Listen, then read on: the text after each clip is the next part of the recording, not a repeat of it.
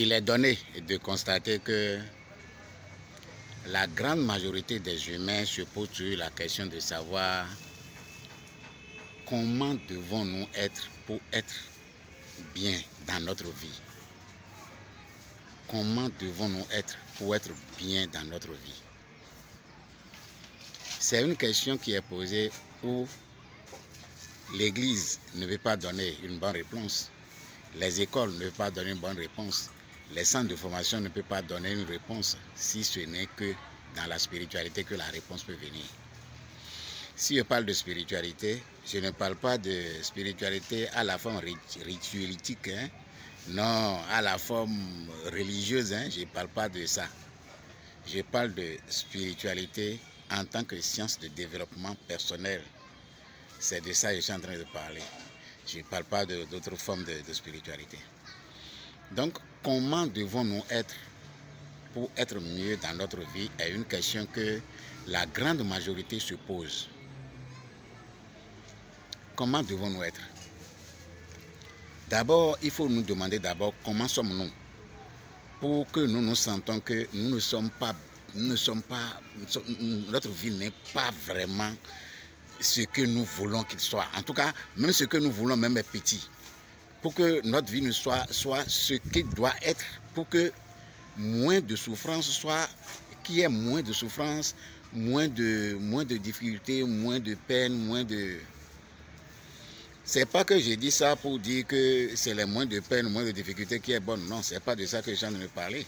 Mais je suis en train de parler de comment nous devons mener notre vie pour que notre vie soit réellement la vie elle-même. C'est-à-dire que notre existence même soit l'expression de la vie elle-même.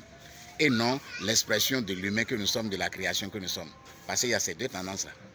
Il y a la tendance selon laquelle notre vie est le résumé, la somme, la forme ou bien l'expression de l'humain que nous sommes. Et quand on parle de l'humain, on dit oui, on n'est que humain. Ça veut dire que nous sommes limités. Oui, c'est cet aspect-là que tous les humains, que la grande majorité connaît. Mais la grande majorité ne connaît pas l'expression, c'est-à-dire la dimension illimitée de l'humain, qui est un gros réservoir d'énergie dans lequel, si l'humain commence pas à naviguer dans ce sens, même 1000 milliards d'années ne lui permettra pas de découvrir la vie. Bon, je ne vais pas aller loin dans ça là d'abord. Je vais juste rester au niveau de comment nous devons être pour être bien dans notre vie. Le comment nous devons être. Comment nous sommes-nous? Comment sommes-nous maintenant? Nous sommes l'être humain que nous sommes dans la posture de vouloir, c'est-à-dire d'attirer les choses vers nous, de faire en sorte que les choses viennent comme nous. Ça, c'est la première partie.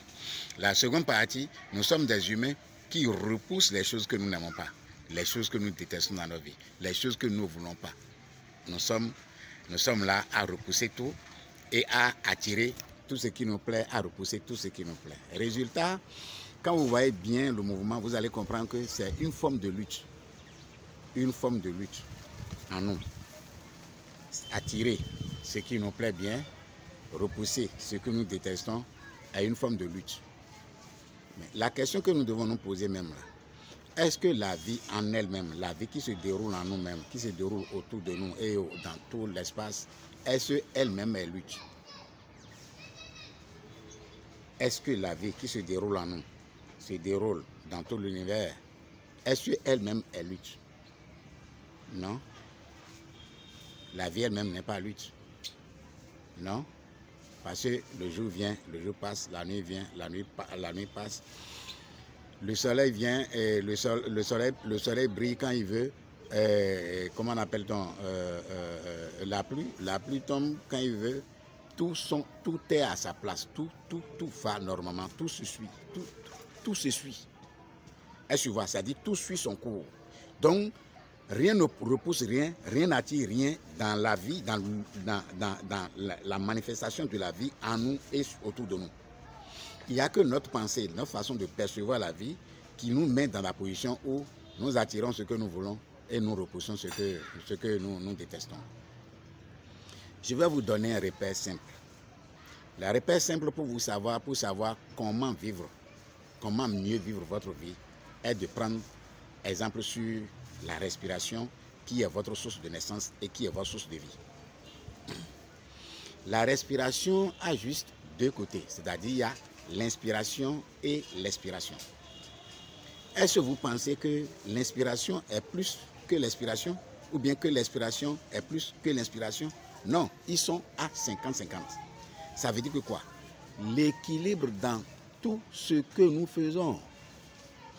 Parce que la vie qui est l'essence et qui est la source de tout ce qui existe et qui est entre nous est à 50-50. 50% d'inspiration, 50% d'expiration fait la vie en nous. Donc tout ce que nous devons entreprendre, tout ce que nous avons à faire, tout ce que nous faisons, voyons dans quelle mesure nous faisons en sorte que l'équilibre règne dans ce que nous faisons. Le combat, oui, c'est bon. Le combat, c'est pour le monsieur tout le monde, c'est pour l'humain. Voilà, c'est pour l'humain. Ce que j'ai dit, je suis en train de parler un peu ici, c'est quelque chose qui dépasse un peu le niveau humain. Parce que quand tu vas rester au niveau humain, il y aura toujours cette lutte-là.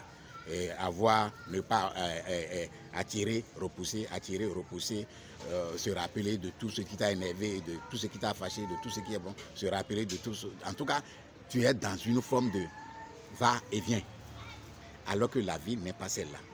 Donc, je vous ai dit que vous prenez juste l'exemple sur la respiration qui est en vous, qui est l'essence de votre vie et la vie autour de vous. Donc, du fait que l'inspiration et l'expiration sont